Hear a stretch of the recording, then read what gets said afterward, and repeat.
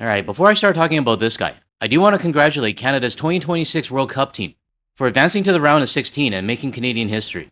I want to be clear on something. I am highly critical of the FIFA organization, but I'm still going to support my team because they're Canadians just like you and I. So for any global sport, regardless of the organizer, I'll still be cheering for Canada. So well done to Canada's national team to making it to the round of 16. Alright, let's get started on this video.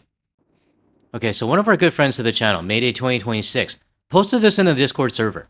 And after I saw the video, I actually had to say, you know what? Hold my beer. I think this is one the community is going to want to see. What you're looking at right now is a farmer in Iowa. His name is Stu Swanson. And he's worried that this generation is going to be losing the farm that his parents and grandparents sacrificed to build. And he said, and I want everybody to hear this, we are at a challenge. A lot of the decisions we make historically are because of that next generation. But I'm afraid we're in a situation where this generation has to survive. Stu Swanson, a corn and soybean farmer in Galt, Iowa, voted for Taco Tuesday twice, but wrote in Nikki Haley in 2024. Now, if you don't believe me, it's in the article as well. Voted for Taco Tuesday twice, but wrote in Nikki Haley's name in 2024. Now, I know what everybody's going to be thinking. This guy got what he voted for. And I share the same sentiment. But I'm not showing this to make fun of this guy. Just maybe a little bit. Just a little bit. But I'm showing this because despite the fact that this guy is potentially going to lose everything, the blind loyalty to Taco Tuesday is strong. Which brings these questions in my head right now. What's going to happen at the midterms? And what's going to happen at the next presidential election? Are these lemmings just going to continue to vote red? Or are they actually going to start to think for themselves? The world is watching because it still affects us. So let's jump into this Bloomberg report talking to these Iowa farmers.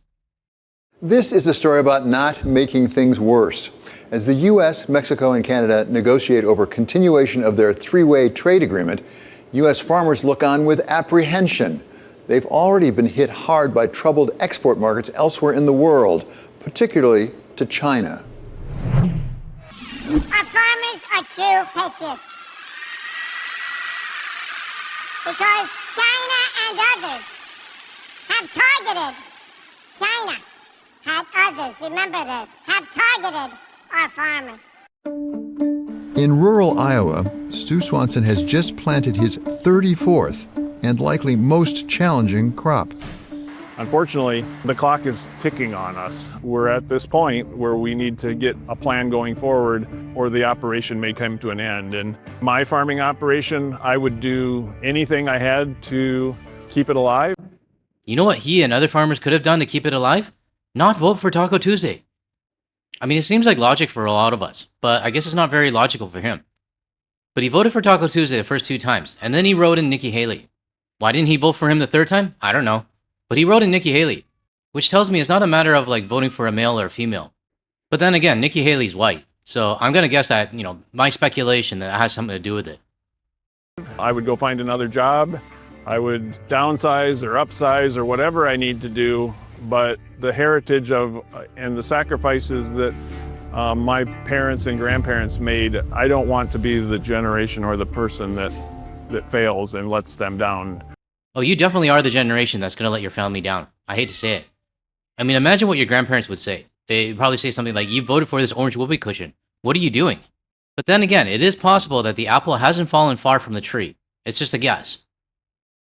It's something I think about daily. It's something I think a lot about in the dark of night that keeps me up. We have to find a way going forward, and we've kind of been operating on hope the last few years. That hope is starting to dwindle. Swanson is a corn, soy, and pig farmer, and on the board of the Iowa Corn Growers Association. We met him a year ago on his farm, amid a tough period for the agriculture industry. A lot of farms, I understand, are actually cash negative. Are you cash positive? I haven't ran a number to tell you today. Certainly, we know that over the last 3 years, we've seen about a 30% decline in commodity prices. I think over that same time, we've seen the 9 major crops all be underwater. So we are producing at a loss on the 9 major crops. Now, that was a year ago when they did this interview, and it sounds like he bought into the narrative that Biden was making things worse. My biggest question right now to this guy, would you rather have the Biden or even the Obama administration running this show right now? I think logically, a lot of us would think he would say yes. But these farmers, some of them actually surprised me. Now, I don't know what this guy is saying, I'm just generalizing. But we have seen farmers in the past say that they're on the brink of losing everything. They're like seeing their colleagues commit suicide. But they would still vote for Taco Tuesday. Amazing, isn't it? In the years since, conditions appear only to have gotten worse, even after a $12 billion aid package from the Trump administration. It's been a tough winter and spring. We've lost farmers in our neighborhood and across the state that took their lives because of the struggles they've seen. We've seen farmers that weren't able to get financing for the 2026 crop. And so unfortunately, when we have low returns, at some point the financing dries up. If U.S. trade policy overall has been rough on farmers, the one bright spot has been the USMCA, which has shifted exports from declining Chinese business to growing business with Canada and Mexico. Who's going to tell him that the guy that he voted for is probably not going to renew Kuzma? So this one trade agreement that the United States farmers has somewhat been able to, rely on, this is in jeopardy as well. I mean, July 1st is coming up pretty damn fast. I mean, it's only, 2 days from the time I'm editing this video. I know everything stays the same if Taco Tuesday doesn't renew, but I would be more worried on whether or not he's just going to pull it all together. Since 2023, China has slipped from the top export market for U.S. agriculture to third, with Mexico now top and Canada second. Since NAFTA to today, since it was inception to today, U.S. ag exports to Mexico and Canada have grown about 600%. Tom Halverson is the CEO of CoBank, which operates as a farm credit bank. The most important thing I can say about that is, this has been a massive trade liberalization success in the agricultural sector. I'm not going to speak to autos or other industries and so forth, but from an agricultural perspective, it's been a tremendous success. Does that mean every single agricultural producer in every nook and cranny of the United States has benefited from it? No. That's not the way economics works, right? You have winners, you have losers. But the biggest number of winners, the biggest incremental value creation has come from the liberalization of these markets. But my biggest question right now is how many winners do you actually have? Because from what we're hearing, the everyday farmer, then the average farmer that's in the United States, they're suffering right now, and some are even taking their own lives. To me, moving backward would be to reverse that trend. Increase tariffs, increase market barriers, drive our closest neighbors and colleagues in Canada or Mexico to retaliate against us in a way that would harm our access to those markets. Just remember, these are the two largest markets for American agricultural exports in the world. They happen to be our closest neighbors and where we have the greatest ability to incrementally grow our volume. The more successful and the more prosperous Canada and Mexico, the more prosperous and successful is the United States in general, but particularly American agricultural producers. Well, you don't have to tell Canada or Mexico that. We know this. I mean, we're the one buying your crap. The biggest question I have is, do these farmers realize it? Because obviously during the last election, they didn't, and now they're paying the price. It's why both Halverson and Swanson value stability over all else as the USMCA comes up for review. They favor a 16-year renewal instead of potential annual reviews. From the point of view of an American farmer, taking a look at this renegotiation of USMCA, what's the best they might hope for and what's the worst they might fear coming out of the negotiations? I think the best that we can hope for here is we keep all the benefits that we have of the liberalization we've accomplished over the last 30 years, and then we add a little bit to it, right? So that over the next 16 years, if we get a push out for 16 years of a renewal, that would provide a great deal of stability and confidence for our agricultural producers to say, hey, this is a framework of trade that's going to last and be stable, and I'm not going to have any unexpected negative consequences for quite some time. Therefore, I can have some confidence in making long-term investment decisions. Yeah, I don't think you're going to get anything stable with this current U.S. administration. I mean, supposedly the Strait of Hormuz was supposed to be open, and then I woke up and it was closed again. But talking from the point of view of your customers, Canada and Mexico, even if Kuzma, I'm calling it Kuzma, is renewed, I'm not trusting that your administration will honor it. Now I'm going to fast forward a little bit. I mean, the video is quite long, but if you want to watch the full video, the link will be in the description below. In corn, one of the destinations for those exports increasingly is Mexico. It is the largest export market for U.S. corn. According to USDA data, the U.S. exported almost 4 million tons of corn to Mexico in the first 2 months of the year, an increase of around 11% from the same period last year. It's like 6.5% of the total production goes to Mexico alone.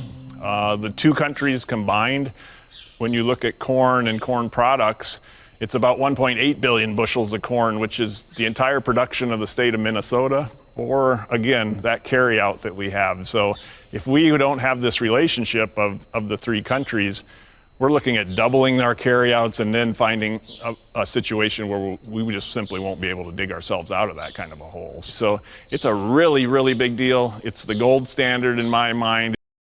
Ah, shut up with the gold standard stuff. I mean, I'm surprised this guy hasn't said level playing field yet. But I have to bring up the question again. Who do you think this guy's going to vote for in the next election? Or even the midterms? A part of me wants to feel that these MAGA people will finally have that light bulb going on in their head and start to think for themselves for once. But personally, I really don't have any confidence. And I know some people are going to say, who cares about them? Let them rot. And I agree with it. But people like this, their vote actually matters because it's starting to affect the rest of the world. Well, not starting. It has affected the rest of the world. It's something that we could replicate across the world. But despite it being the gold standard for U.S. farmers, America does run a trade deficit in agriculture with both Mexico and Canada, which could have the potential to be a sticking point for the Trump administration. Now, of course, population plays a role here. The United States has a larger population than Canada and Mexico, so naturally the U.S. is going to buy a lot more from its neighbors. There's only so much that Canada and Mexico can import from the United States. I mean, our population is small compared to theirs. But does it mean that Canada and Mexico are ripping off the United States, as Taco Tuesday says? No. And it's unfortunate that some of these people in the United States believe it.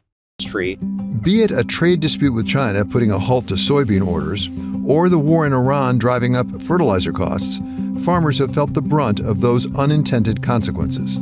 I'm excited that President Trump has initiated lots of trade talks. I would like to see more details, and I would like to see the boats loaded and product moving. Unfortunately, it's not moving as fast as I would like. I think all farmers, when we hear about a trade deal, we expect that tomorrow we'll see the price go up and we'll see the products moving and our carryout going down. But we haven't seen that yet now because I think we're at a crossroads where we might need to look at farm policy. Okay, I think I know who he's going to vote for in upcoming elections, whether midterms or even the 2029 election or 2028, whatever it is. You can't fix stupid, unfortunately. A lot different than we have in the past, and this might be the time where we change direction on some of these things, including subsidies and payments. If we can utilize the benefits of the government in terms of trade, investment into new domestic uses to help find new markets for us, I think that's the way we have long-term success. All right, who's going to be the one to tell him that these new markets that he wants, they're not going to show up out of nowhere? And to be honest, all of these potential markets, I mean, everybody's watching. We're not stupid. And I don't think anybody really wants to deal with the United States right now on a trade level. Who would want to deal with a country that can pull the rug on you and stab you in the back? This is the end of the line here pretty quick. I think we've seen the start of the loss of farmers permanently, one way or another. I think that we could increase the speed of the change of agriculture. For corn farmers like Stu Swanson, the change needed may not be in the USMCA at all.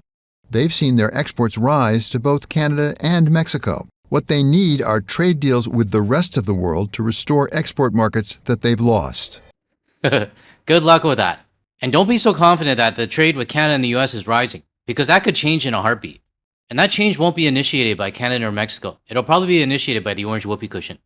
Now, I've been showing comments throughout this video, and they're not comments from the GTL community. It's comments from the Bloomberg report. And I've been scanning the comments while making this video, and there's a lot of Canadians in there, and they're pretty pissed. But what shocked me, there's a lot of comments from international viewers as well, who are just as mad as Canadians and basically telling this farmer, you got what you deserved.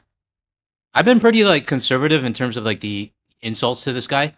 I really don't want to insult him. But with the way that this guy was talking, I mean, it sounds like old habits die fast. Well, that didn't sound right. Old habits die hard. But it's going to be interesting when it comes to the midterms to see who these farmers vote for. I mean, some of them have lost everything. Some of them have committed suicide.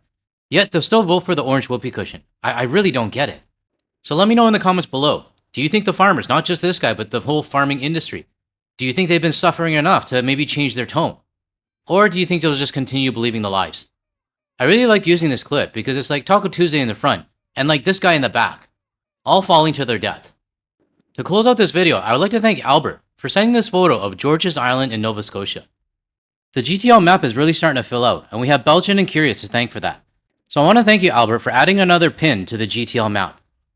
Alright everyone, that's it for this video. If you found any value in anything I said today, or you want to hear more from a Canadian and international point of view, without the US media bias, make sure you hit that like and subscribe button below. That way you'll be notified of my future videos. And don't forget to hit the bell icon and select all as well. Now, if you want to see more of my videos, check out the ones that are going to show up on your screen shortly. Thanks everyone, I'll catch you in the next one.